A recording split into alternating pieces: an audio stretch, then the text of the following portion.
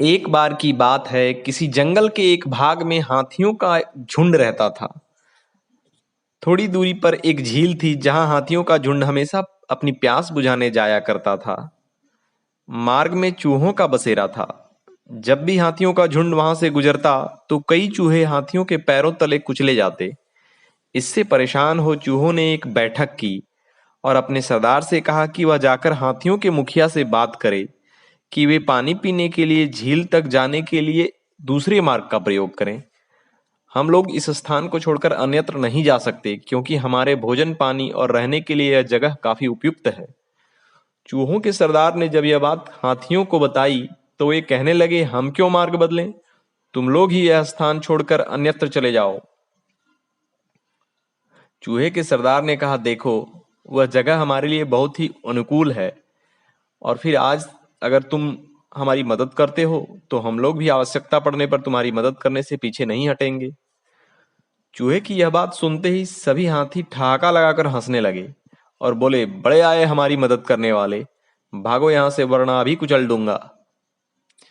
यह सुनकर चूहे को बड़ी निराशा हुई। वह लौटने ही वाला था कि वहां हाथियों का मुखिया आ गया और बोला, कहिए मूसक महाराज, कैसे आना हुआ? तब चूहे ने उसे अपनी समस्या और हाथियों के अभद्र बर्ताव के विषय में बताया।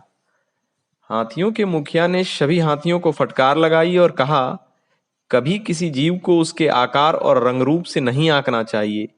हर जीव को ईश्वर ने ही बनाया है और सभी की अपनी कुछ विशेषताएं होती हैं। अतः हमें सभी के साथ समान आचरण करना चाहिए। जीवन में हमें एक दूसरे की आवश्यकता पड़ती रहती है। फिर हाथियों के मुखिया ने चूहे से कहा, आप निश्चिंत होकर जाएं। अब हम अन्य रास्ते से पानी पीने के लिए झील में जाएंगे। चूहों का मुखिया प्रसन्न होकर अपने साथियों के पास गया और यह खबर सुनाई। सभी बहुत खुश हुए। कुछ दिनों के बाद कुछ शिकारी जंगल में आए। वे हाथियों को पकड़ने आए थे। उन्होंने जंगल में जाल बिछाया था। दुर्भाग्यवश कुछ हाथी जाल में फंस गए। जब हाथियों के मुखिया को यह बात पता चली तो वह चूहों के पास पहुंचा और सारी बात बताई।